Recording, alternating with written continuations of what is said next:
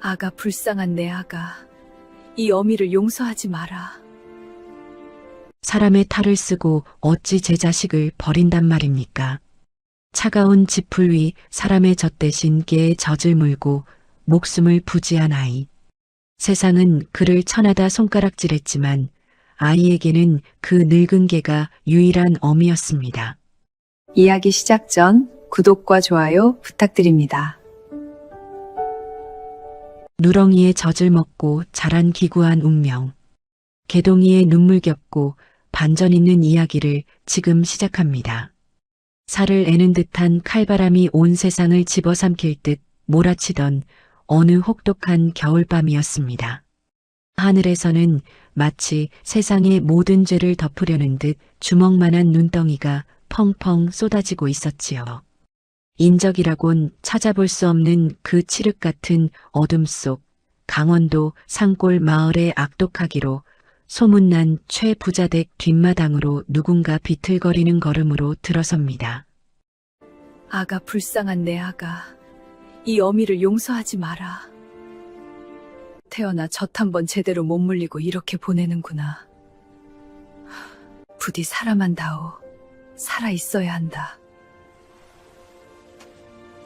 여인은 피가 배어나오는 입술을 깨물며 품속에 안고 있던 강보를 내려놓았습니다. 그곳은 따뜻한 아랫목이 아니었습니다. 지푸라기만 몇 가닥 깔린 냄새나고 차가운 계집 아니었습니다. 여인은 차마 떨어지지 않는 발길을 돌리며 어둠 속으로 사라졌고 홀로 남겨진 핏덩이는 살을 파고드는 추위에 자지러지게 울어대기 시작했습니다. 으앙, 으앙, 으앙. 아이고 저런. 이 엄동설 안에 갓난아기가 밖이라니요. 금방이라도 숨이 끊어질 듯한 아기의 울음소리가 눈보라에 묻혀갈 때였습니다. 계집 구석에서 웅크리고 있던 누렁이 한 마리가 부스스 고개를 들었습니다. 최 부자가 키우는 늙은 암컷 누렁이였습니다. 누렁이는 제 새끼들도 추위에 떨고 있어 제 몸 하나 건사하기 힘든 처지였습니다. 하물며 사람의 아이라니요. 보통 짐승 같으면 낯선 냄새에 이빨을 드러내거나 지저대서 주인을 불렀겠지요.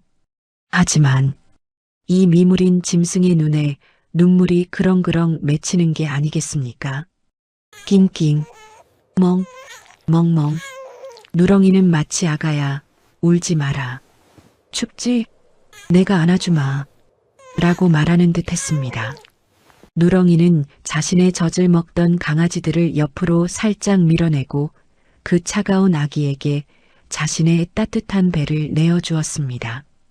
그리고는 거칠고 투박한 혀로 얼어가는 아기의 볼을 핥고 또 핥아주었습니다. 사람도 버린 자식을 짐승이 품은 것입니다. 아기는 본능적으로 누렁이의 젖꼭지를 찾아 입에 물었습니다. 따뜻한 젖이 목구멍으로 넘어가자 아기의 울음소리가 잦아들고 새근거리는 숨소리만이 계집을 채웠습니다. 다음 날 아침 밤새 내린 눈이 마당에 수북이 쌓였습니다. 문을 열고 나온 집주인 최 부자는 기지개를 켜다 말고 계집 쪽에서 들려오는 이상한 소리에 귀를 의심했습니다. 의인? 이게 무슨 소리야? 계집에서 웬 애새끼 울음소리가 나? 최 부자가 몽둥이를 들고 성큼성큼 다가가 계집 안을 들여다보았습니다. 그리고는 소스라치게 놀라 뒤로 낮아빠질 뻔했지요. 아니, 이게 뭐야? 웬 핏덩이가 개새끼들 틈에 섞여 있어? 에이 퇴, 아침부터 재수없게. 여봐라 마당쇠야. 당장 이 흉측한 걸 내다 버려라. 짐승 젖을 빨고 있는 꼴이라니 부정 타서 못 쓴다. 주인의 고함에 마당쇠가 달려와 아기를 끄집어내려 했습니다. 바로 그때였습니다.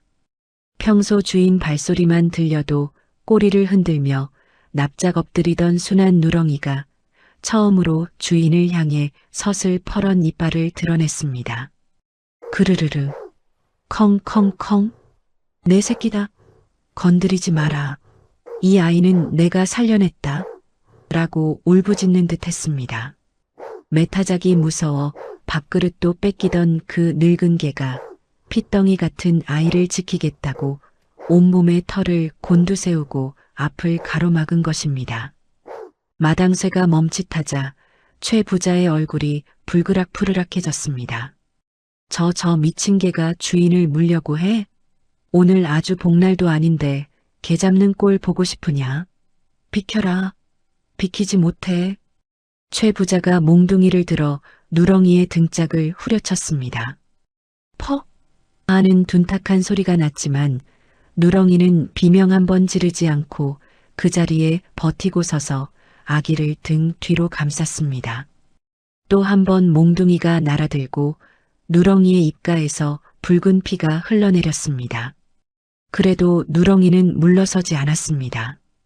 오히려 슬픈 눈으로 주인을 빤히 올려다보며 애원하듯 짖었습니다. 깨갱킹, 멍멍.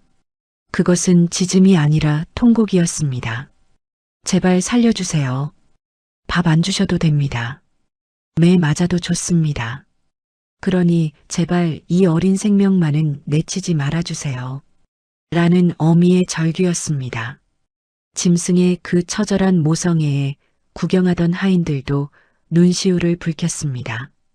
심지어 돌같이 차가운 최 부자의 마음조차 흔들렸는지 들고 있던 몽둥이를 스르르 내렸습니다.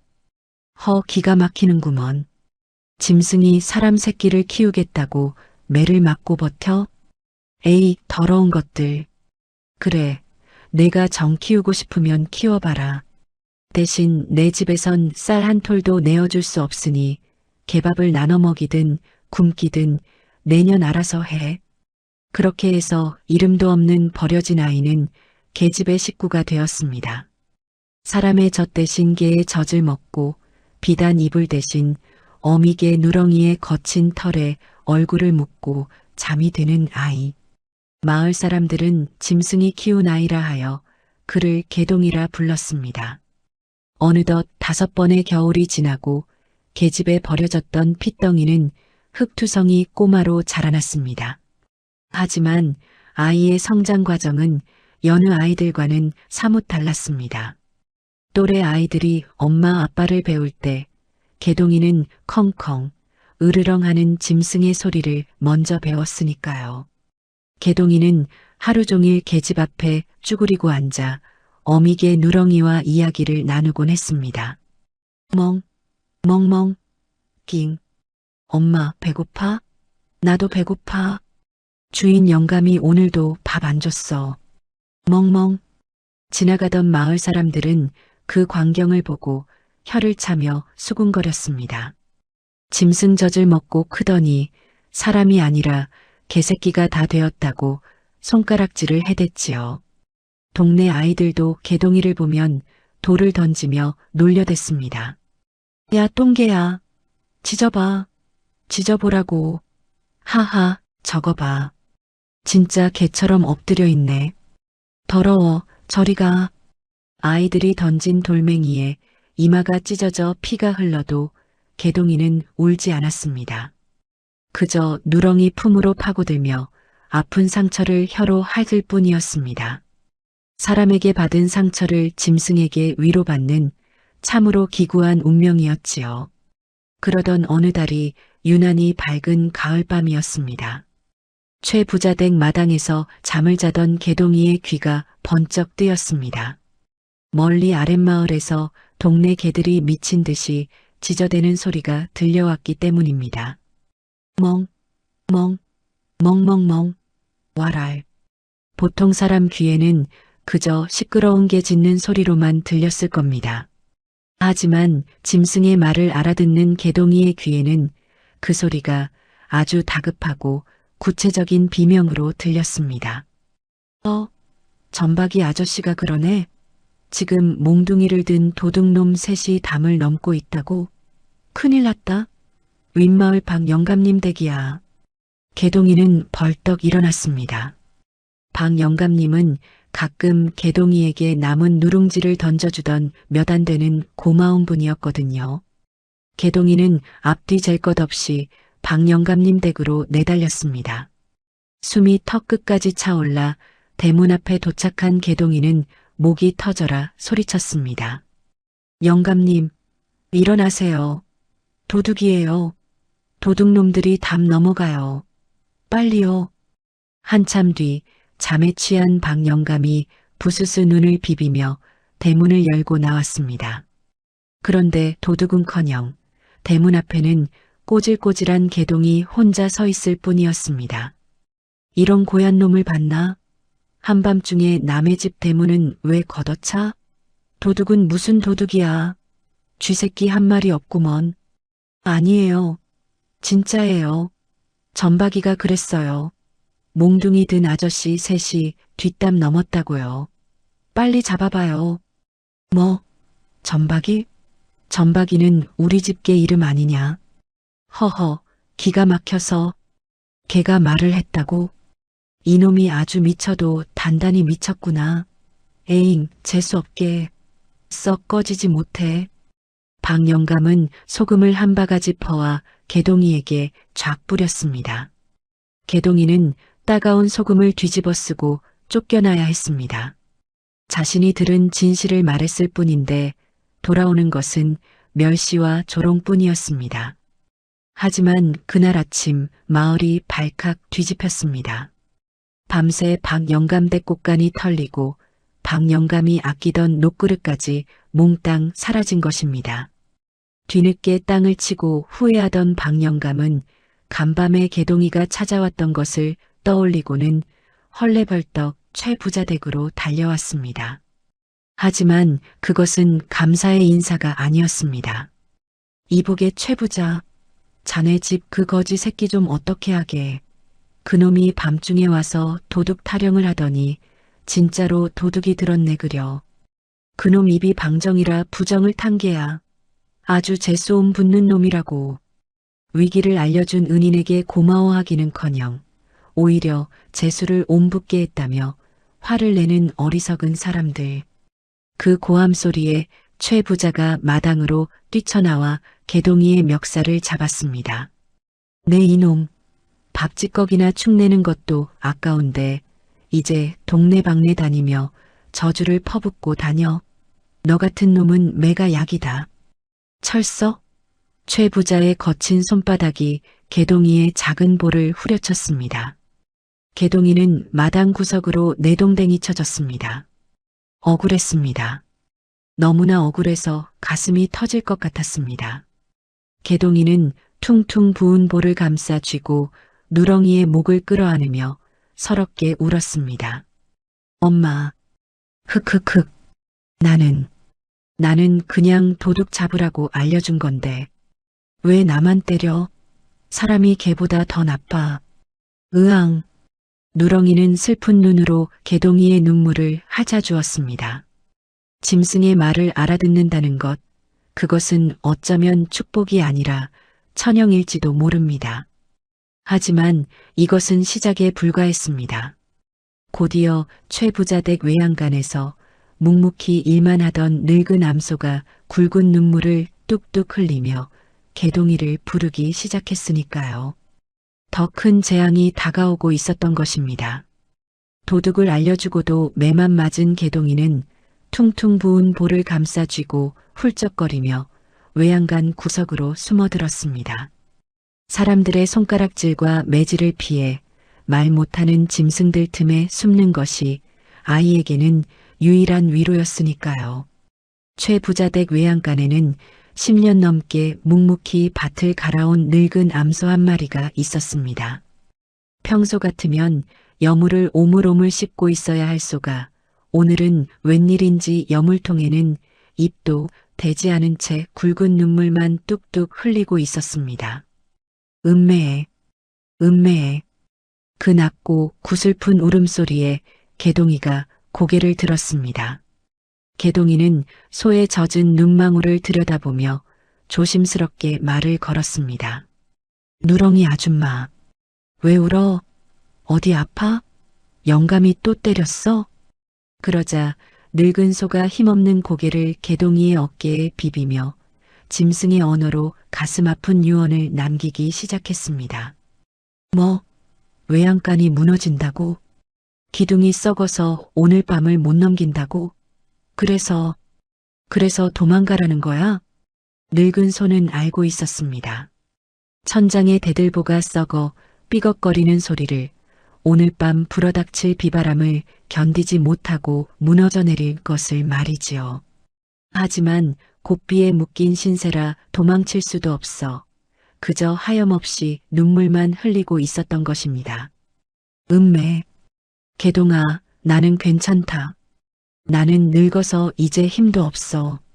하지만 내 뱃속에 새끼가 있다. 내 새끼까지 깔려 죽게 할 순 없어. 제발 내 고삐 좀 풀어다오. 뱃속의 새끼를 살려달라는 어미 소의 간절한 부탁. 개동이는 가슴이 철렁 내려앉았습니다. 자신을 키워준 게 누렁이도 그랬듯 이 늙은 소도 새끼를 위해 죽음을 앞두고 울고 있었던 것입니다.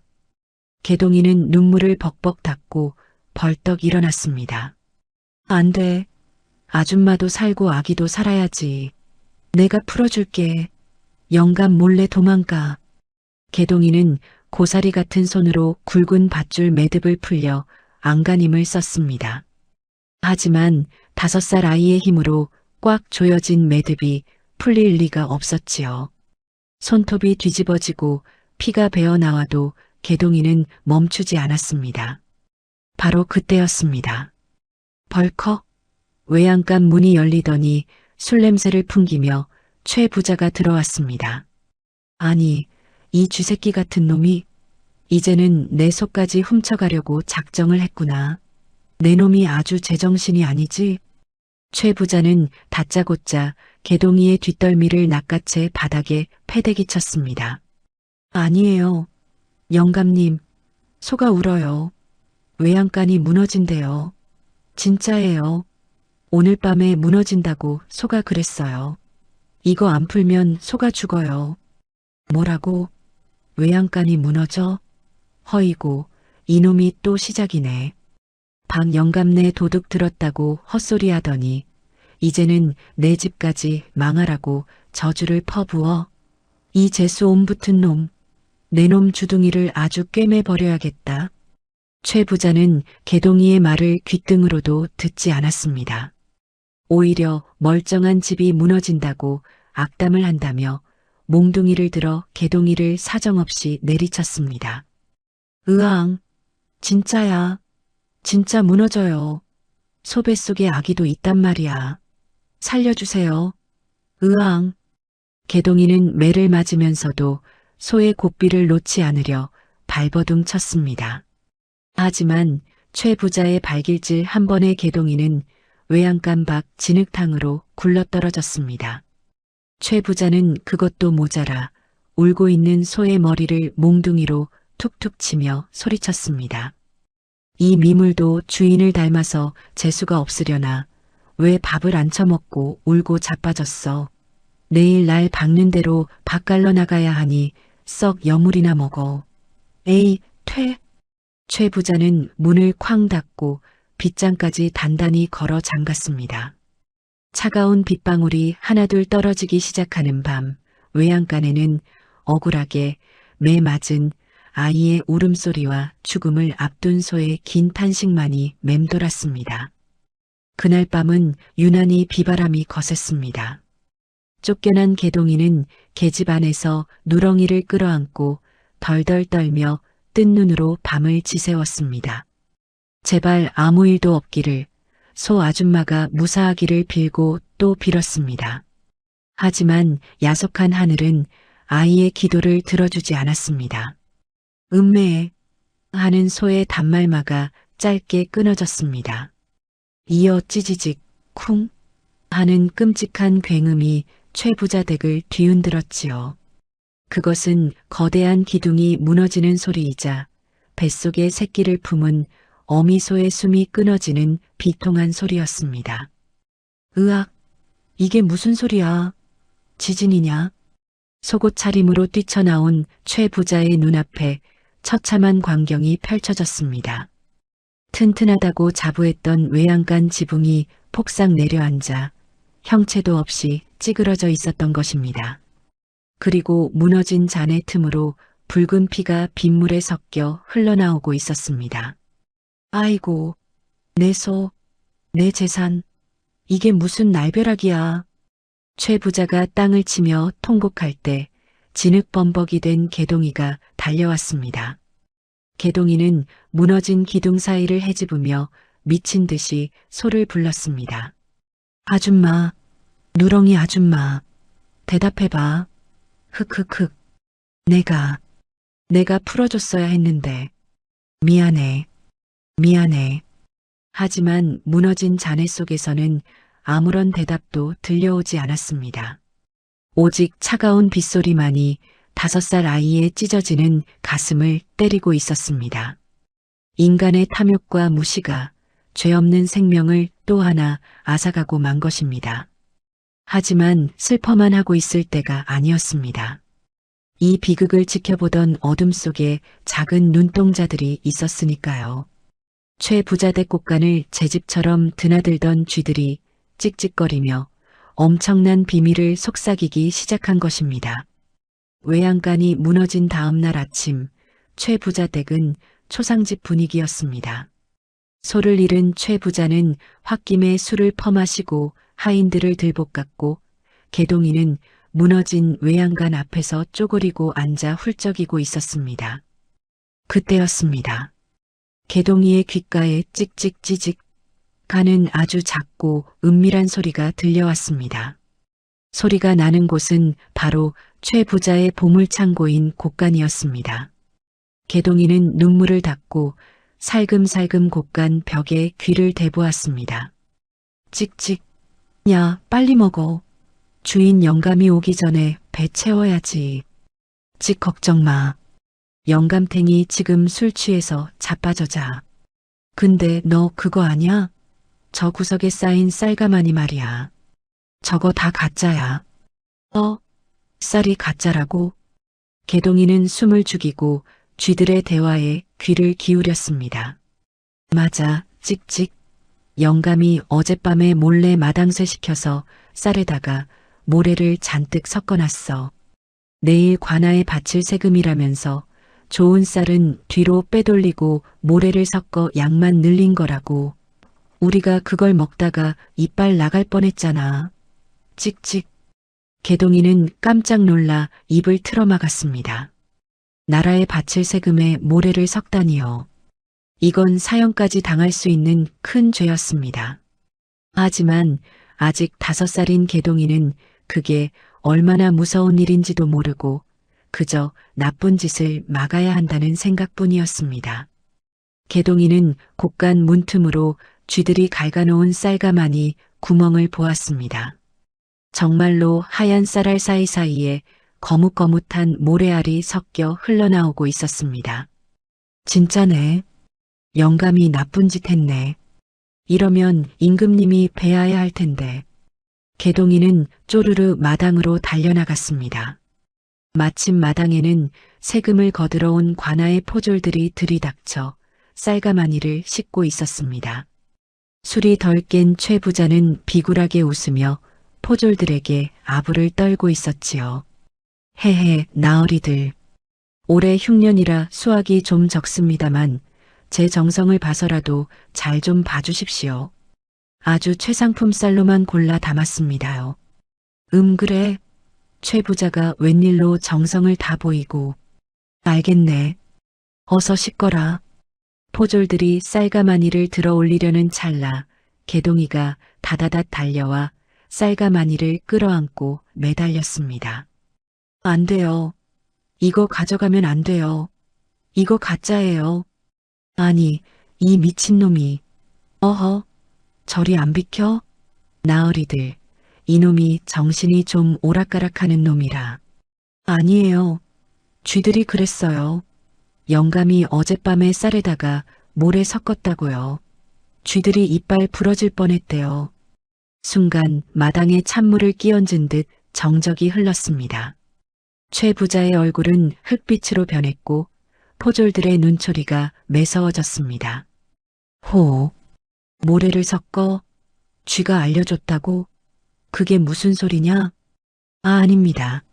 나으리. 저놈이 미친 개 젖을 먹고 커서 헛소리를 하는 겁니다. 당장 저놈을 끌어내겠습니다. 최 부자가 식은땀을 흘리며 개동이를 발로 차려는 순간 의심을 품은 포졸이 칼을 뽑아 쌀가마니를 푹 찔렀습니다. 그러자 구멍에서 쌀과 함께 시커먼 모래가 우수수 쏟아져 내렸습니다. 이런 괘씸한 놈, 감히 나라를 속여? 여봐라, 당장 이놈을 포박해라. 아이고 나으리, 살려주십시오. 제가 잠시 미쳤나 봅니다. 한 번만 용서해 주십시오. 최 부자는 그 자리에서 무릎을 꿇고 싹싹 빌었습니다. 뇌물을 쥐어주고 겨우겨우 큰 벌은 면했지만 최 부자는 쌀가마니를 전부 다시 채워 넣느라 재산의 절반을 날리고 말았습니다. 포졸들이 돌아가고 난 뒤 최 부자의 눈은 살기로 번들거렸습니다. 그는 마당 구석에서 떨고 있는 개동이를 노려보았습니다. 내 이놈, 내 놈이 내 집을 아주 박살을 내는구나. 소를 죽게 하더니 이제는 내 재산까지 털어먹어? 더 이상은 못 참는다. 내 오늘 내 놈을 죽여서 개밥으로 던져주마. 최 부자가 시퍼런 낫을 들고 다가오자 개동이는 비명을 지르며 뒷걸음질 쳤습니다. 으앙, 살려주세요. 엄마, 누렁이 엄마. 그때 계집에 묶여있던 누렁이가 목줄이 끊어져라 몸부림치며 지저댔습니다. 도망쳐, 개동아. 뒤도 돌아보지 말고 도망쳐. 산으로 가. 개동이는 누렁이의 외침을 알아듣고 죽으림을 다해 열린 대문 밖으로 뛰쳐나갔습니다. 최 부자가 낫을 휘두르며 쫓아왔지만 개동이는 덤불 속으로 산속으로 미친 듯이 도망쳤습니다. 신발 한 짝도 신지 못한 맨발의 5살 아이가 살기 위해 험한 산속으로 내몰린 것입니다. 최 부자의 섯을 퍼런 낫을 피해 도망친 개동이는 뒤도 돌아볼 새도 없이 깊은 산속으로 내달렸습니다.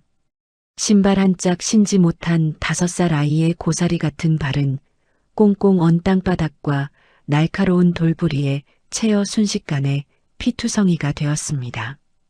가시덤불이 아이의 얇은 옷을 찢고 여린 살갗을 파고들었지만 멈추면 죽는다는 공포가 찢어지는 아픔보다 더 컸기에 개동이는 심장이 입 밖으로 튀어나올 때까지 달리고 또 달렸습니다. 얼마나 달렸을까요? 어느새 해가 꼴딱 넘어가고 산속에는 한 치 앞도 분간할 수 없는 칠흑 같은 어둠이 깔렸습니다. 부엉부엉. 저 멀리서 들려오는 부엉이 울음소리가 마치 저승사자의 부름처럼 서늘하게 들려오자 개동이는 그제야 다리에 힘이 풀려 커다란 바위 아래 주저앉고 말았습니다. 거친 숨을 몰아쉴 때마다 하얀 입김이 피어올랐고 배에서는 꼬르륵 소리가 천둥처럼 울렸습니다. 헉헉 엄마, 누렁이 엄마, 나 무서워. 너무 추워. 배고파. 개동이는 무릎을 끌어안고 오들오들 떨었습니다. 살을 애는 듯한 1월의 산바람은 혹겹 옷을 입은 아이의 살갗을 인정사정 없이 파고들었습니다. 세상에 홀로 남겨진 듯한 외로움과 공포가 5살 아이를 집어삼키고 있었습니다. 바로 그때였습니다. 등 뒤에서 마른 낙엽이 바스락 하고 부서지는 소리가 들려왔습니다. 바람 소리와는 달랐습니다. 무언가 거대하고 묵직한 것이 땅을 누르며 아주 천천히 다가오는 소리였습니다. 짐승의 젖을 먹고 자라 감각이 예민한 개동이의 등줄기에 소름이 쫙 끼쳤습니다. 개동이가 흠칫 놀라 뒤를 돌아보자 어둠 속에서 횃불처럼 이글거리는 2개의 노란 눈동자가 허공에 둥둥 떠 있었습니다. 크르르르. 크앙. 그것은 산의 주인 상군 호랑이였습니다. 집채만 한 덩치, 땅을 울리는 콧김, 그리고 밤 공기를 가르는 비릿한 피냄새. 천하를 호령하는 맹수의 압도적인 기운 앞에 개동이는 숨조차 쉴 수 없었습니다. 도망쳐야 한다고 생각했지만 공포에 질린 다리는 나무 토막처럼 굳어 꼼짝도 하지 않았습니다. 호랑이는 입을 쩍 벌리고 날카로운 송곳니를 드러내며 개동이의 코앞까지 다가왔습니다. 뜨겁고 축축한 짐승의 숨결이 아이의 얼어붙은 뺨에 닿았습니다. 흙 살려주세요. 호랑이님, 잡아먹지 마세요. 저는 맛없어요. 뼈밖에 없어요. 제발이요. 개동이는 두 손을 싹싹 빌며 눈을 질끈 감았습니다. 이제 죽었구나. 쫓겨나서 누렁이 엄마 얼굴도 못 보고 이렇게 죽는구나 싶어 뜨거운 눈물이 주르륵 흘러내렸습니다. 그런데 참으로 이상한 일이었습니다. 당장이라도 목덜미를 물어뜯을 줄 알았던 호랑이가 공격은커녕 괴로움에 찬 아주 깊고 처절한 신음소리를 토해내는 게 아니겠습니까? 크어흥, 끙 아프다. 너무 아파서 죽겠구나. 누가 좀. 짐승의 말을 알아듣는 개동이의 귀에 그 소리는 천지를 진동하는 포효가 아니라 살려달라는 애처로운 비명으로 들렸습니다. 개동이는 슬며시 눈을 뜨고 호랑이를 바라보았습니다. 무시무시한 얼굴을 하고 있었지만 호랑이의 눈가에는 그렁그렁한 눈물이 맺혀 있었고 거대한 앞발 하나를 땅에 딛지도 못한 채 덜덜 떨고 있었습니다. 호랑이 아저씨, 지금 아프다고? 발이 아파서 걷지도 못하겠다고요? 개동이의 말에 호랑이가 놀란 듯 눈을 동그랗게 떴습니다. 자신의 말을 알아듣는 인간은 이 산중에서, 아니 평생 처음이었으니까요. 호랑이는 경계를 풀고 조심스럽게 자신의 앞발을 개동이 앞으로 쑥 내밀었습니다. 마치 다친 아이가 어미에게 상처를 보여주며 울상을 짓는 것처럼 말이죠. 그릉, 그래, 인간 아이야. 내 발 좀 봐라. 가시가 박혔어. 며칠째 밥도 못 먹고 한 발자국도 걷지 못하겠다. 발이 불타는 것 같아. 제발, 이것 좀 빼다오. 개동이가 달빛에 비추어 자세히 들여다보니 호랑이의 두툼한 발바닥 한가운데에 어른 손가락만 한 굵고 검은 가시가 깊숙이 박혀 있었습니다. 그 주위는 퉁퉁 붓다 못해 검푸르게 변해 있었고 누런 고름이 차올라 금방이라도 터질 듯 끔찍했습니다. 상군이라 불리는 호랑이도 이 작은 가시 하나 때문에 며칠을 끙끙 앓으며 굶주렸던 것입니다. 개동이는 여전히 무서웠지만 아파서 우는 짐승을 모른 채 할 수 없었습니다. 자신을 키워준 누렁이 엄마도 최부자에게 맞아 다리를 절뚝일 때면 밤새 저렇게 끙끙 앓으며 개동이 품을 파고들었으니까요. 아이고, 많이 아팠겠다. 이렇게 큰 게 박혔으니 얼마나 아팠을까. 알았어요. 내가 빼줄게요. 대신 나 잡아먹으면 안 돼요? 꼭 약속해요. 개동이는 떨리는 고사리 손으로 호랑이의 발을 잡았습니다. 호랑이의 발바닥은 열이 펄펄 끓어 불덩이처럼 뜨거웠습니다. 개동이가 손을 대자 호랑이가 크릉 하며 반사적으로 움찔했지만 개동이는 겁먹지 않고 미끌거리는 가시 끝을 단단히 잡고 심호흡을 했습니다. 조금만 참아요. 한 번에 뺄게요. 움직이면 안 돼요. 자, 하나, 둘, 셋. 개동이가 젖먹던 힘을 다해 가시를 잡아당겼습니다. 쑥 하는 소리와 함께 살 속에 깊이 박혀있던 가시가 빠져나왔습니다. 크앙! 호랑이가 고통에 몸부림치며 포효했습니다. 그 엄청난 소리에 산천 초목이 벌벌 떨고 잠자던 새들이 놀라 푸드득 날아올랐습니다. 하지만 곧이어 시원하게 뚫린 구멍에서 묵은 고름과 검은 피가 왈칵 터져 나오자 호랑이의 일그러졌던 표정이 한결 편안해졌습니다. 개동이는 자신의 다 떨어진 옷자락을 찌익 찢어 피가 철철 흐르는 호랑이의 상처를 꾹 눌러 지혈해 주었습니다. 그리고 입으로 호호호 불어주기까지 했습니다. 호호호자, 이제 됐어요. 나쁜 피가 다 나왔으니까 금방 나을 거예요. 이제 안 아프죠? 호랑이는 고통이 사라진 발을 한번 디뎌보더니 자신을 치료해준 작은 아이를 빤히 내려다보았습니다. 달빛 아래 서로를 마주보는 맹수와 아이. 호랑이는 천천히 고개를 숙여 거칠고 까슬까슬한 혀로 개동이의 피투성이 맨발과 흙 묻은 얼굴을 정성껏 하차주었습니다. 그것은 짐승이 인간에게 보여줄 수 있는 가장 깊은 감사이자 너는 내 은인이다라는 맹세였습니다. 그르릉. 고맙다, 꼬마야. 정말 고맙다. 내 너를 잊지 않으마. 이 산속에서 누가 너를 해치려거든 크게 소리쳐라. 내가 언제든 바람처럼 달려오마. 산의 주인을 친구로 두나이. 이제 개동이는 더 이상 춥지도 무섭지도 않았습니다. 호랑이는 추위에 파랗게 질린 개동이를 자신의 배 쪽으로 끌어당겨 눕혔습니다. 맹수의 두터운 털 가죽은 그 어떤 비단 이불보다도 따뜻하고 포근했습니다. 개동이는 엄마 품에 안긴 듯 호랑이의 규칙적인 심장 소리를 자장가 삼아 깊은 잠에 빠져들었습니다. 그렇게 사람에게 쫓겨난 아이는 아이러니하게도 가장 무서운 맹수의 품 안에서 가장 평온한 밤을 보냈습니다. 호랑이가 사라진 숲길을 향해 깊은 절을 올린 개동이는 다시 터덜터덜 산을 내려오기 시작했습니다.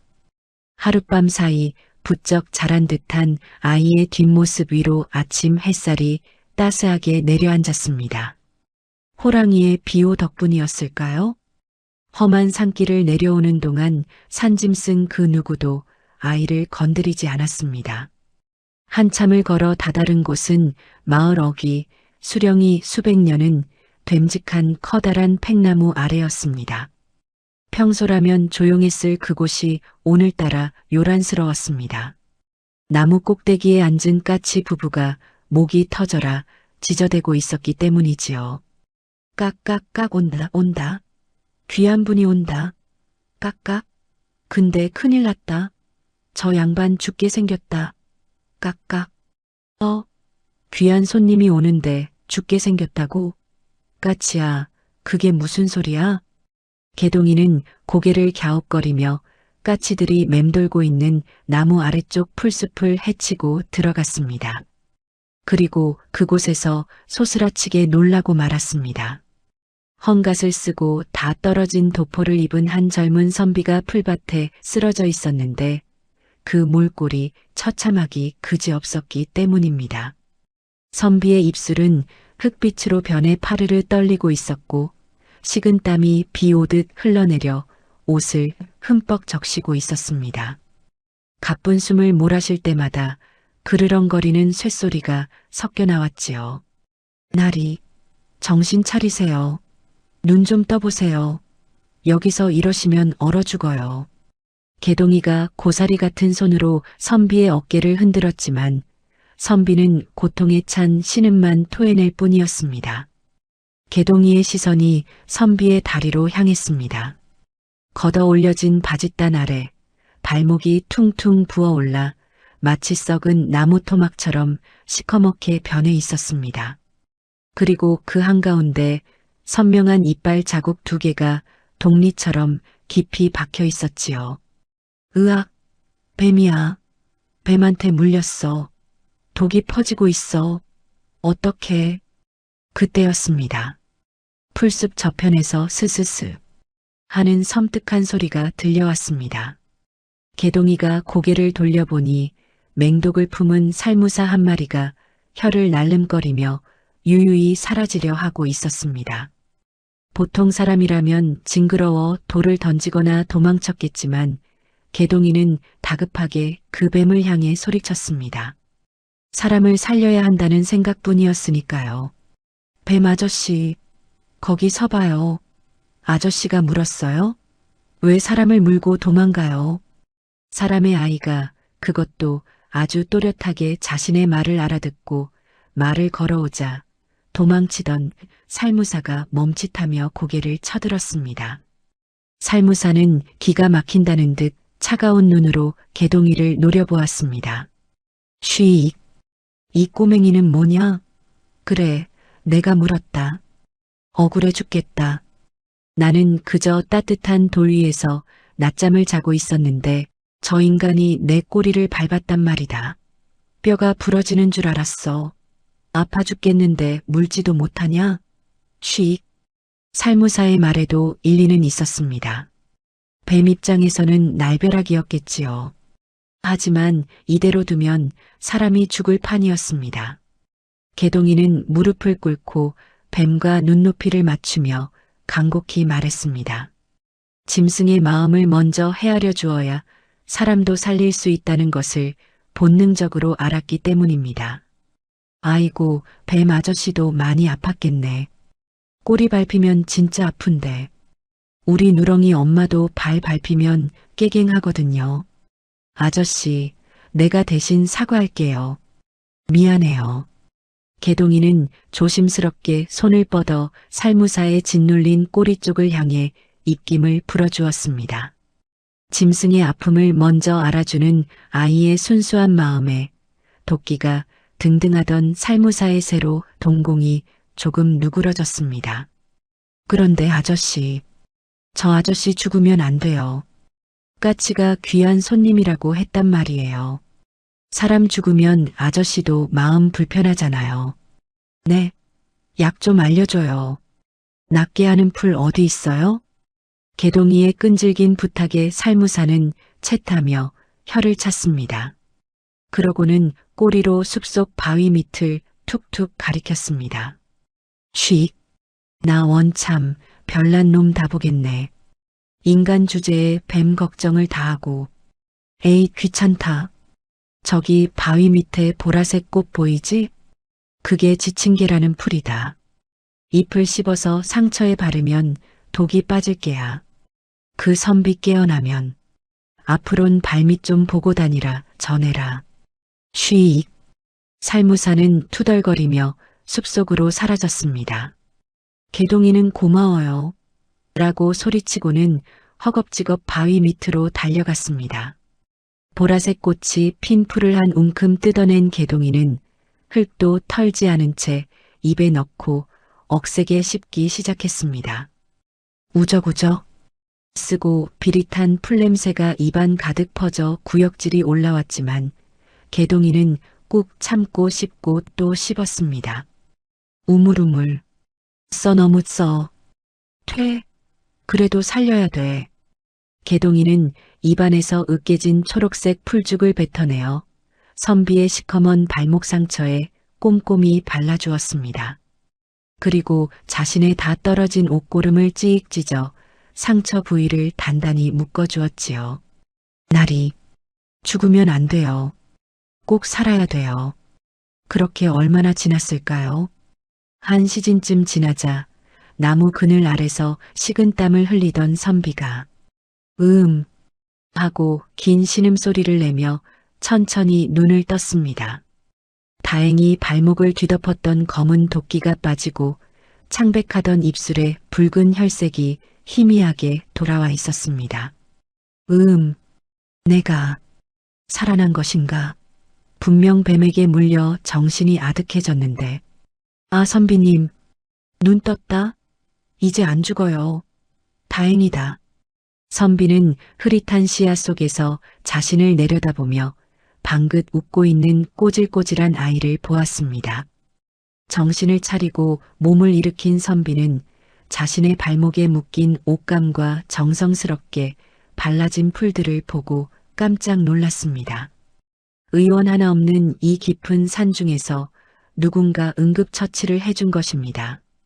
내가 나를 구한 것이냐? 이 약초는 또 무엇이고 어린아이가 어찌 독을 다스리는 법을 안단 말이냐? 헤헤, 제가 한 거 아니에요. 뱀 아저씨가 알려줬어요. 저 풀 씹어서 바르면 낫는다고요.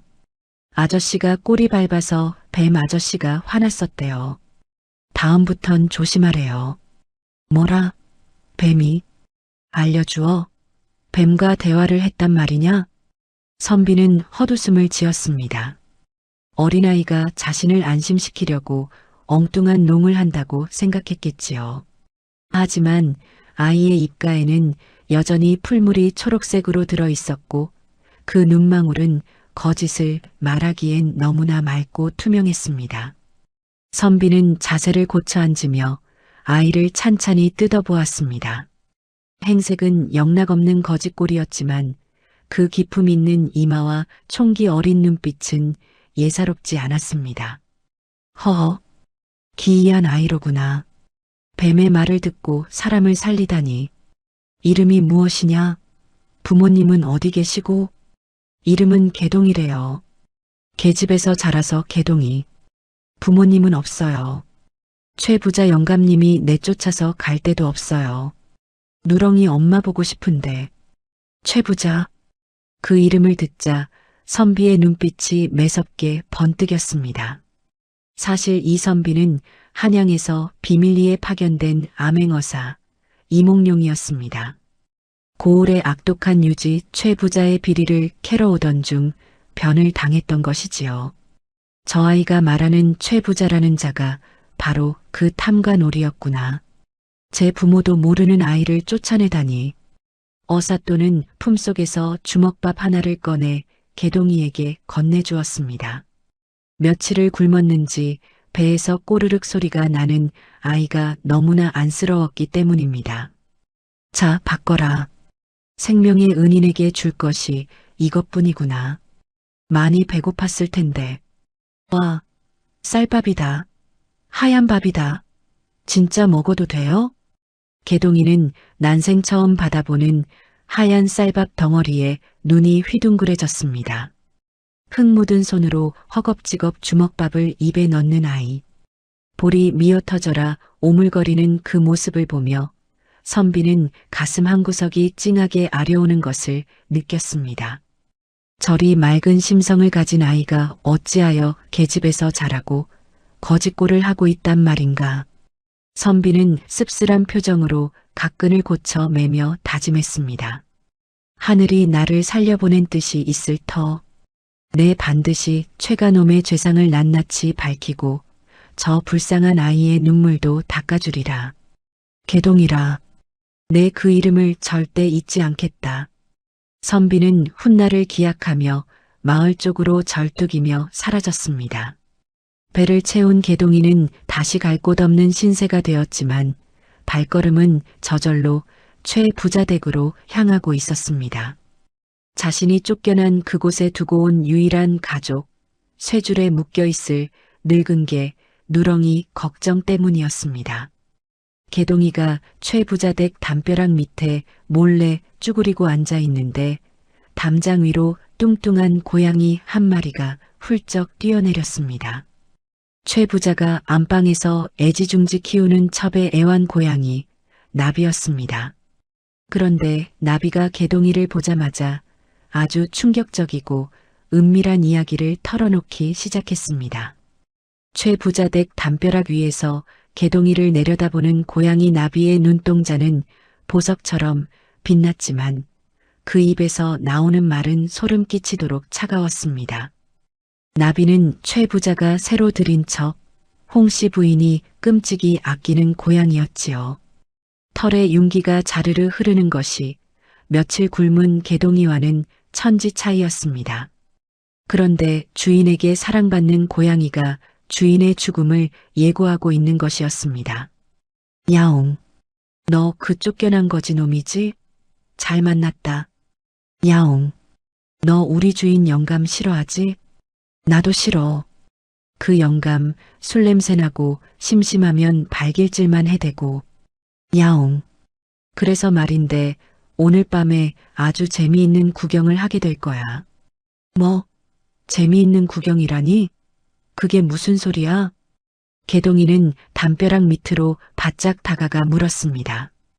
고양이는 앞발로 세수를 하며 태연하게 아주 무서운 이야기를 속삭였습니다.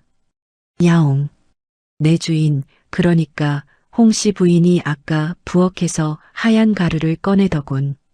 쥐 잡는 약이라던데? 그걸 영감이 제일 좋아하는 조기 매운탕에 듬뿍 넣었지 뭐야. 야옹.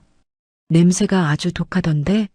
그거 먹으면 영감은 오늘 밤을 못 넘길걸. 쥐약이 든 매운탕. 개동이의 등골이 서늘해졌습니다. 홍씨 부인은 최 부자의 재산을 노리고 들어왔다는 소문이 파다했지만 설마 사람을 죽일 줄은 꿈에도 몰랐던 것입니다. 안 돼. 아무리 나쁜 영감이라도 죽으면 안 돼. 야옹아, 내가 가서 말려. 먹지 말라고 해. 개동이의 다급한 외침에 고양이는 콧방귀를 꼈습니다. 내가 왜? 난 그 영감 죽으면 더 좋아. 홍씨 부인이 영감 재산 다 차지하면 나한테 생선도 더 많이 줄 텐데. 야옹, 너도 그냥 모른 척해. 너 쫓아낸 원수잖아. 너한테 매질하고 밥도 안 준 놈인데 죽게 내버려둬. 고양이는 얄밉게 꼬리를 살랑거리며 지붕 위로 사라졌습니다. 개동이는 그 자리에 얼어붙은 듯 서 있었습니다. 고양이 말이 틀린 게 없었습니다. 최 부자는 개동이를 짐승 취급하고 매질을 하고 소중한 친구였던 소 아줌마까지 죽게 만든 철천지원수였습니다. 그냥 내버려두면 원수가 사라지고 세상이 편해질지도 모를 일이었습니다. 하지만 개동이의 머릿속에는 쇠줄에 묶여 주인이 주는 밥을 기다리고 있을 늙은 어미개 누렁이의 얼굴이 떠올랐습니다. 나쁜 놈, 죽어버려도 싼 놈. 하지만 엄마가 그랬어. 자기를 거두어준 주인이라고. 영감이 죽으면 우리 엄마는 누가 먹여 살려? 미워도 엄마 주인인데. 사람은 미움을 먼저 배우지만 짐승에게 길러진 아이는 은혜를 먼저 배웠나 봅니다.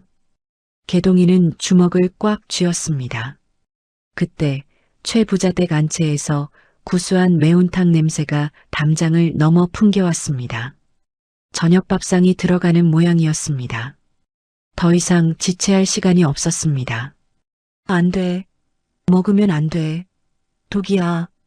개동이는 닫힌 대문을 온몸으로 밀치고 마당으로 뛰어들었습니다.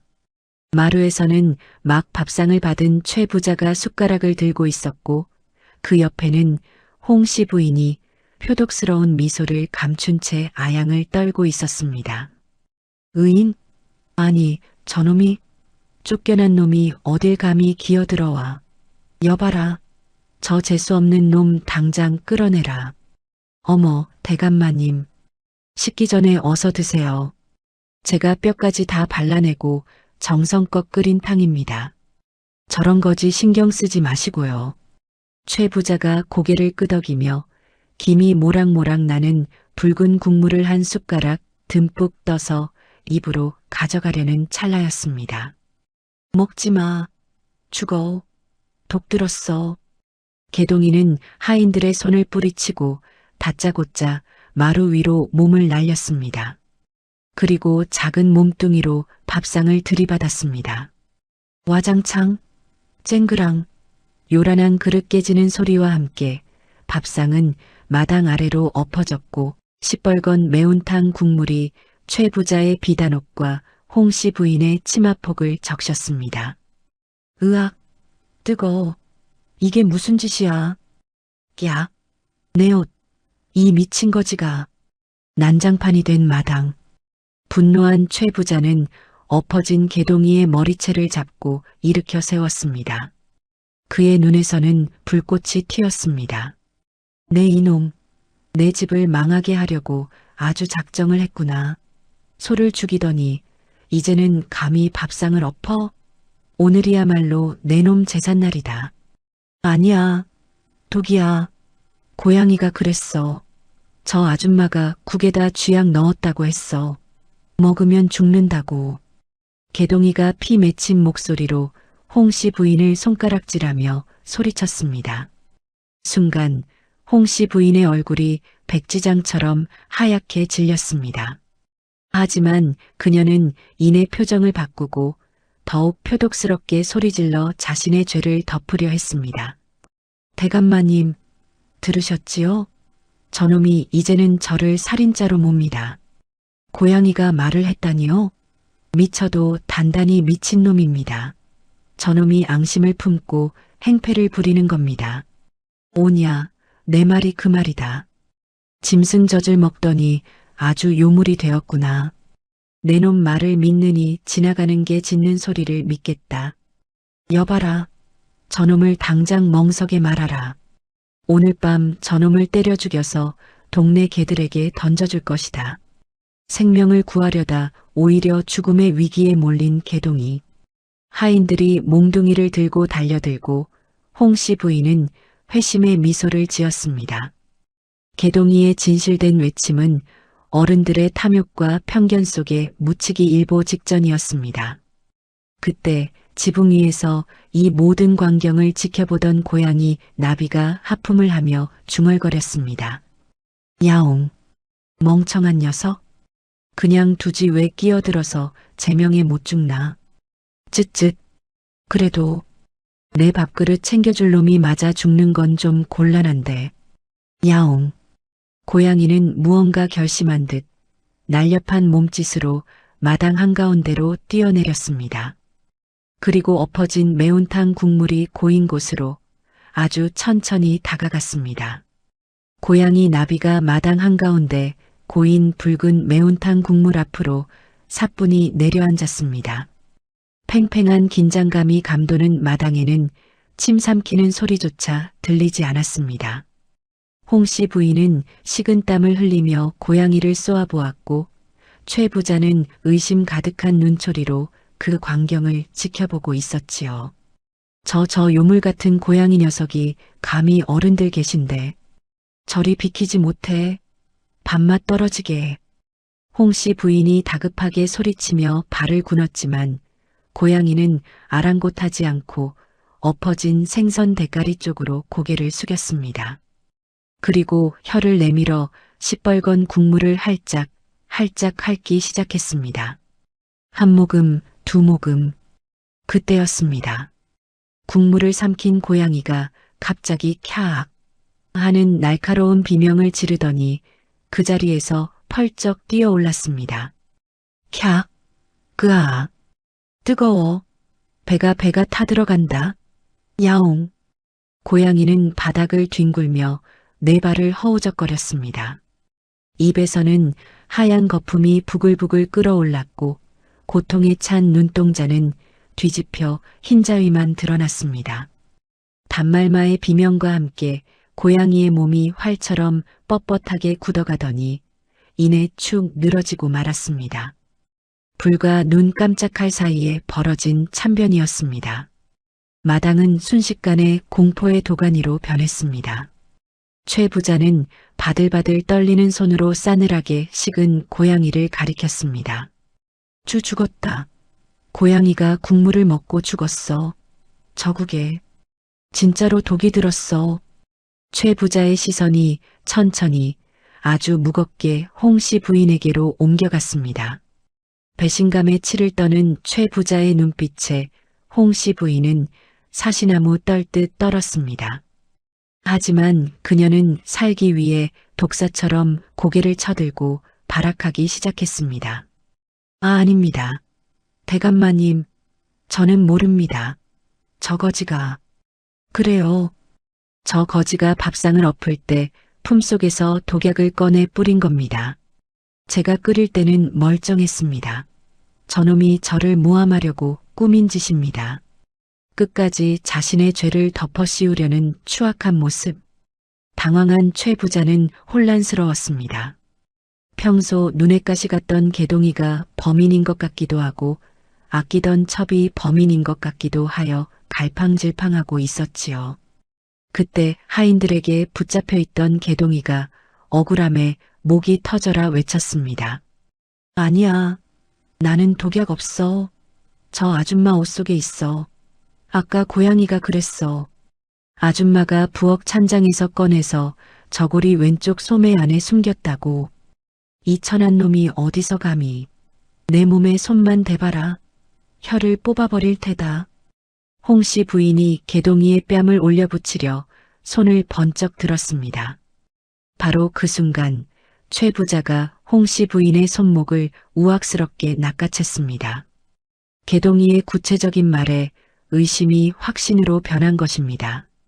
가만. 그러고 보니 아까부터 자네가 자꾸 왼쪽 소매를 감추더구만. 어디 당당하면 한번 털어보시지. 네 대감마님. 왜 이러십니까? 놓으세요. 아프단 말입니다. 최 부자가 거칠게 홍씨 부인의 소매를 잡아당기자 툭 하는 소리와 함께 하얀 종이봉투 하나가 바닥으로 떨어졌습니다. 봉투가 터지면서 그 안에 남아있던 하얀 비소가루가 눈처럼 흩날렸습니다. 냄새만 맡아도 사람이 죽는다는 맹독, 쥐약이었습니다. 허허, 이 독한 년, 내년이 내 재산을 노리고 나를 죽이려 해? 그것도 모르고 내가 이 밥을 먹고 객사할 뻔했구나. 모든 진실이 백일하에 드러났습니다. 홍씨 부인은 그 자리에 주저앉아 최 부자의 바짓가랑이를 잡고 늘어졌습니다. 대감마님, 죽을 죄를 지었습니다. 한 번만 살려주십시오.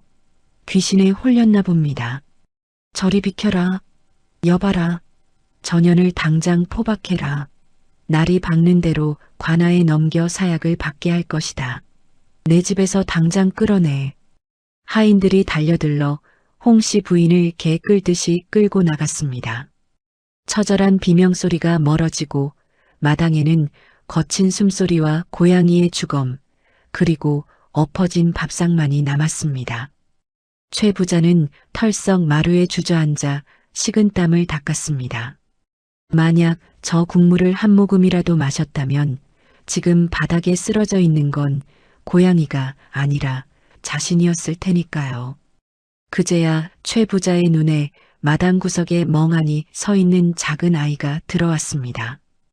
흙투성이가 된 채 죽은 고양이를 바라보며 눈물을 뚝뚝 흘리고 있는 개동이었습니다. 자신이 짐승 취급하며 내쫓았던 아이, 몽둥이질을 하고 밥 한 끼 주지 않았던 그 아이가 목숨을 걸고 달려와 자신을 살려낸 것입니다. 최 부자는 부끄러움과 고마움이 뒤섞인 복잡한 표정으로 개동이를 불렀습니다. 개동아, 내가 나를 살렸구나. 짐승만도 못한 이 늙은이를 살리겠다고. 그 매를 맞아가며 달려온 것이냐. 최 부자가 떨리는 손으로 개동이의 어깨를 잡으려 했습니다. 하지만 개동이는 흠칫 놀라며 뒷걸음질 쳤습니다. 아이의 눈에는 원망도 분노도 아닌 깊은 슬픔이 고여 있었습니다. 그것은 인간이라는 존재에 대한 근본적인 실망이었습니다. 영감님은 나빠요. 소 아줌마도 죽게 하고 고양이도 죽게 하고 사람은 왜 그래요? 왜 서로 죽이려고 해요? 짐승들은 안 그래요. 배고플 때만 사냥하지 가족끼리는 안 그런단 말이에요. 개동이는 차갑게 식은 고양이를 품에 안고 일어섰습니다. 비록 심술궂은 말을 했지만 자신의 목숨을 바쳐 진실을 밝혀준 고마운 친구였으니까요. 이 고양이 제가 묻어줄래요. 영감님 집에 있으면 또 발로 찰 거잖아요. 개동이는 뒤도 돌아보지 않고 대문 밖으로 걸어나갔습니다. 최 부자는 입이 10개라도 할 말이 없어 멀어지는 아이의 작은 등을 멍하니 바라볼 뿐이었습니다. 으리으리한 기와집과 산더미 같은 재산이 있어도 정작 자신을 진심으로 지켜주는 이는 짐승의 젖을 먹고 자란 저 아이 하나뿐이라는 사실이 뼈저리게 사무쳤기 때문입니다. 그날 밤 개동이는 산 입구 양지 바른 곳에 고양이를 묻어주고 돌무덤을 만들어 주었습니다. 고양이야, 다음에는 사람 내 집 말고 그냥 들판에서 자유롭게 태어나. 개동이가 돌무덤 앞에서 기도를 올리고 있을 때였습니다. 어둠 속에서 수많은 횃불이 일렁이며 마을 쪽으로 다가오고 있었습니다. 고양이를 묻어주고 터덜터덜 마을로 내려오던 개동이는 눈앞에 펼쳐진 장관에 입을 다물지 못했습니다. 칠흑 같은 어둠을 가르며 수십 개의 횃불이 거대한 용처럼 굽이쳐 마을로 들어오고 있었기 때문입니다. 고요하던 산골 마을의 정막을 깨고 천지를 뒤흔드는 우렁찬 함성이 터져 나왔습니다. 암행어사 출두야. 암행어사 출두야. 그 소리에 잠들어 있던 마을 사람들이 혼비백산하여 뛰쳐나왔습니다. 횃불 행렬이 멈춘 곳은 다름 아닌 최 부자댁 마당이었습니다. 며칠 전 쌀에 모래를 섞어 나라를 속이려 했던 죄, 그리고 힘없는 백성과 짐승을 학대한 죄를 물으러 온 것입니다. 굳게 닫혀있던 대문이 박살나듯 열리고 광군들이 들이닥쳤습니다. 자다가 속옷바람으로 질질 끌려 나온 최 부자는 마당 한가운데 무릎 꿇려졌습니다. 아이고 나으리, 이게 무슨 날벼락입니까? 저는 죄가 없습니다. 억울합니다.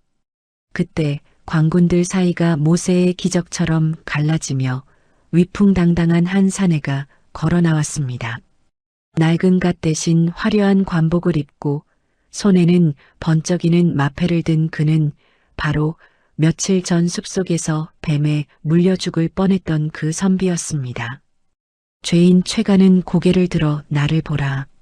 내 얼굴이 기억나지 않느냐? 아니, 당신은 며칠 전 숲속에서 거짓골을 하고 있던. 그래. 내가 쌀가마니에 모래를 섞는 것을 보고도 눈 감아준 척했던 그 선비다. 내 이미 내 놈의 악행을 낱낱이 기록해 두었느니라.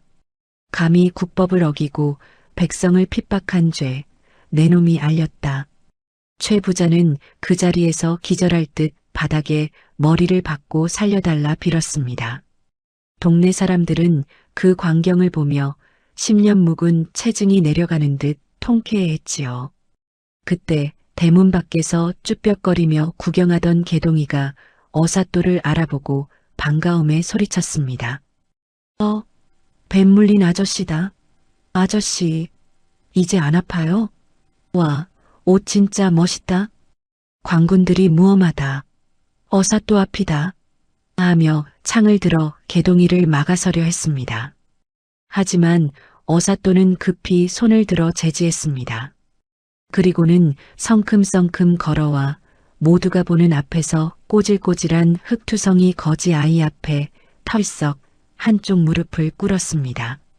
천하를 호령하는 암행어사가 거지 아이 앞에 무릎을 꿇다니 마당에 모인 모두가 숨을 죽이고 지켜보는 순간이었습니다.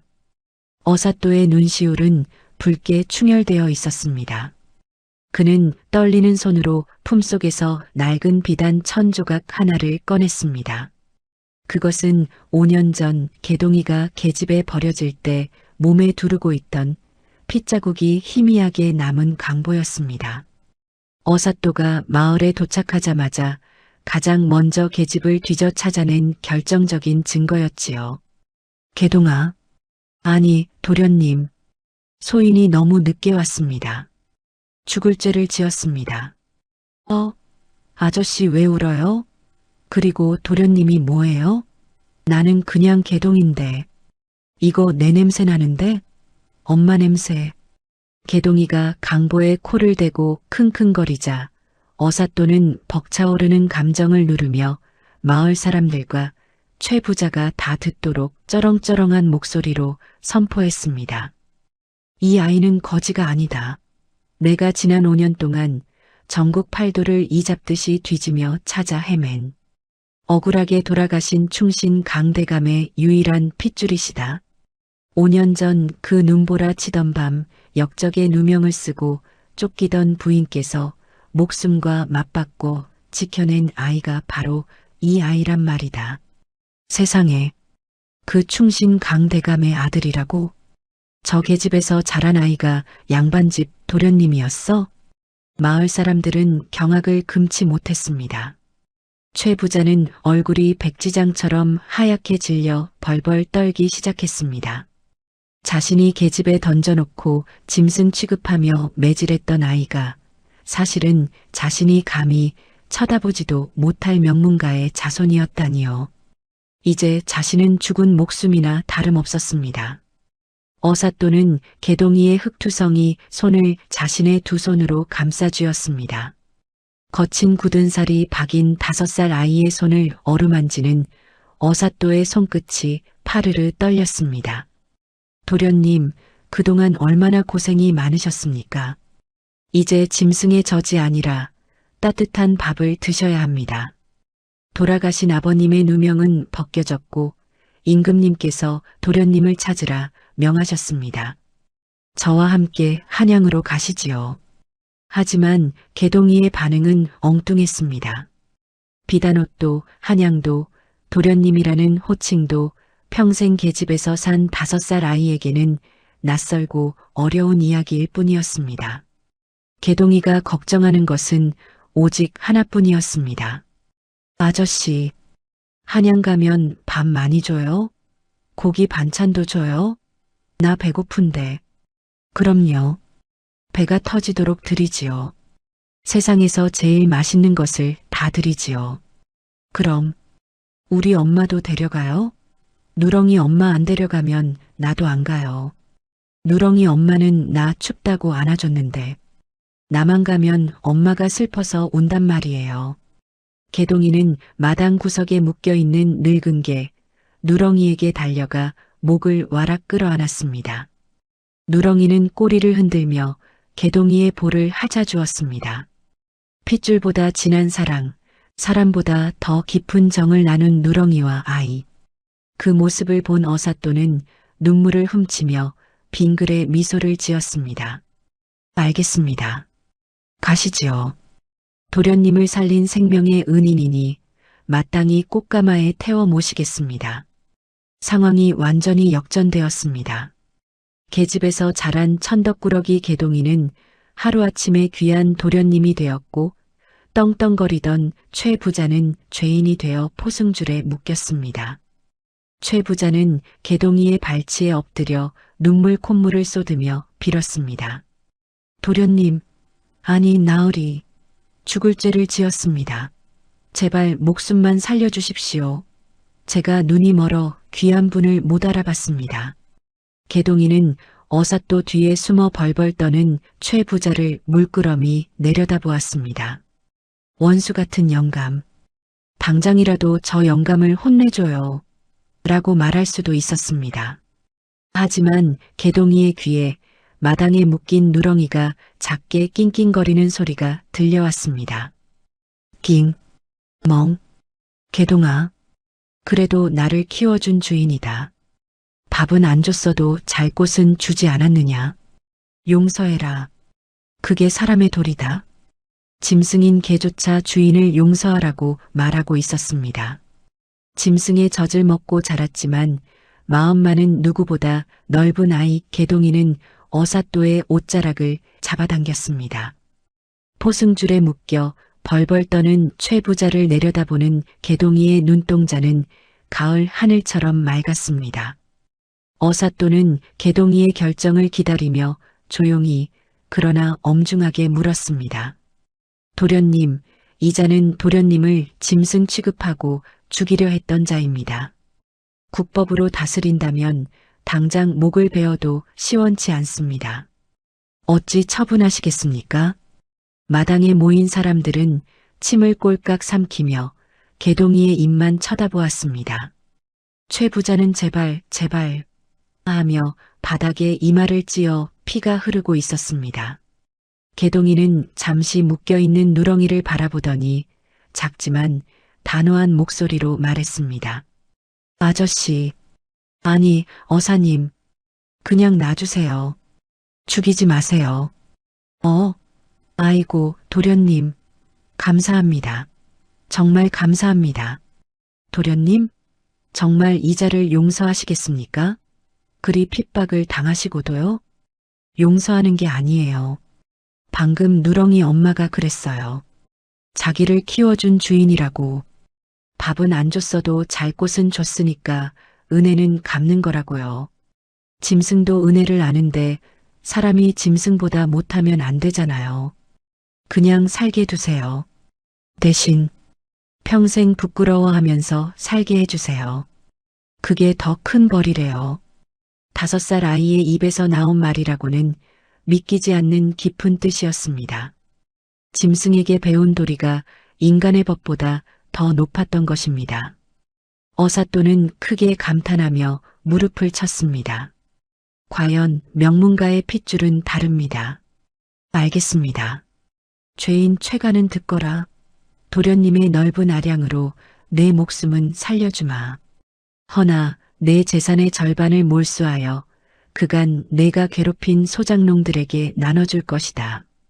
그리고 남은 평생 내가 짐승 취급했던 이 아이의 덕으로 목숨을 부지했다는 사실을 뼈에 새기고 죽는 날까지 참회하며 살거라. 최 부자는 감동과 부끄러움에 얼굴을 들지 못하고 펑펑 눈물만 쏟았습니다. 아이고, 내가 짐승만도 못한 놈이었어. 개만도 못한 놈이었어. 도련님, 정말 죽을 죄를 지었습니다. 그의 통곡 소리가 마당을 가득 채웠습니다. 날이 밝자 마을 어귀에는 화려한 꽃가마 행렬이 준비되었습니다. 한양으로 떠나는 개동이를 배웅하기 위해 온 마을 사람들이 나왔지요. 그런데 사람들의 눈이 휘둥그레졌습니다. 으리으리한 꽃가마 상석에 앉은 것은 비단 옷을 입은 개동이뿐만이 아니었기 때문입니다. 어머 세상에, 저게 누구야? 최 부자네 누렁이 아니야? 아이고, 팔자 한번 줬네. 게 팔자가 상팔자라더니 꽃가마를 타고 한양 구경을 가네. 그렇습니다. 개동이의 옆자리는 당당하게 늙은 개 누렁이가 차지하고 있었습니다. 목에는 금방울이 달린 비단 목줄을 하고 혀를 길게 빼고 헥헥거리며 웃고 있는 누렁이. 5년 전 눈보라치는 밤 핏덩이를 품어 살려낸 그 늙은 개가 이제는 아들의 효도를 받으며 금이 환영하는 길이었습니다. 엄마, 좋아? 이제 안 춥지? 푹신푹신하지? 내가 한양 가서 맛있는 고기 매일매일 줄게. 배 터지게 줄게. 멍멍컹 좋다. 참 좋다. 내 새끼 장하다. 이제 안 춥다. 행렬이 움직이자 개동이는 가마 창문을 열고 멀어지는 최 부자 댁과 뒷산을 바라보았습니다. 비록 매맞고 쫓겨난 곳이었지만 그곳에는 자신을 살려준 짐승 친구들과의 추억이 있었습니다. 안녕. 외양간 소 아줌마 하늘나라에서 아기랑 편히 쉬어. 고양이야, 너도 잘 가. 호랑이 아저씨, 뱀 아저씨도 고마웠어요. 나 훌륭한 사람 돼서 꼭 다시 올게요. 세월은 유수와 같이 흘러 15년 후 한양에는 이름난 명판관이 한 명 탄생했습니다. 그는 억울한 백성들의 사연이라면 자다가도 뛰쳐나와 들어주었고 특히 힘없는 아이들과 굶주린 짐승들을 끔찍이 아끼는 것으로 유명했습니다. 바로 청년이 된 강계동 판관이었습니다. 어느 따뜻한 봄날 기와집 한 채 양지 바른 툇마루에 강 판관이 앉아 늙어서 눈이 멀고 털이 희끗해진 개의 등을 조심스럽게 빗겨주고 있었습니다. 어머니, 시원하십니까? 오늘따라 봄 햇살이 참 따뜻합니다. 꽃향기도 좋고요. 끙, 끙. 그래, 따뜻하구나. 꽃 냄새도 좋고 무엇보다 내 아들 손길이 제일 따뜻해. 사람의 수명보다 훨씬 더 오래 기적처럼 20년을 살아온 누렁이는 사랑하는 아들의 손길을 느끼며 아주 천천히 사르르 눈을 감았습니다. 그 마지막 순간 누렁이의 입가에는 사람처럼, 아니 그 어떤 사람보다도 편안하고 행복한 미소가 번져 있었습니다. 계집에서 시작된 가장 천한 인연이 세상에서 가장 아름다운 이별로 완성되는 순간이었습니다. 여러분, 사람들은 흔히 천한 것을 일컬어 개만도 못하다고 욕을 합니다. 하지만 오늘 이야기를 듣고 보니 어떻습니까? 자기 뱃속의 새끼를 위해 희생한 소, 주인을 위해 독이 든 국물을 마신 고양이, 그리고 피 한 방울 섞이지 않은 인간의 아이를 품어 키운 게 어쩌면 탐욕에 눈이 멀어 서로를 해치는 인간보다 말 못하는 짐승이 훨씬 더 따뜻한 심장을 가진 것은 아닐까요? 오늘은 길가에 핀 작은 생명들을 한 번 더 따뜻한 눈으로 바라봐 주시기 바랍니다. 그들 중에 개동이를 구해준 호랑이나 뱀 혹은 누렁이가 숨어 있을지도 모르니까요. 지금까지 은빛 써라 누렁이의 젖을 먹고 자란 아이 개동이었습니다. 좋아요와 구독 부탁드립니다. 함께 울고 웃어주신 여러분, 감사합니다.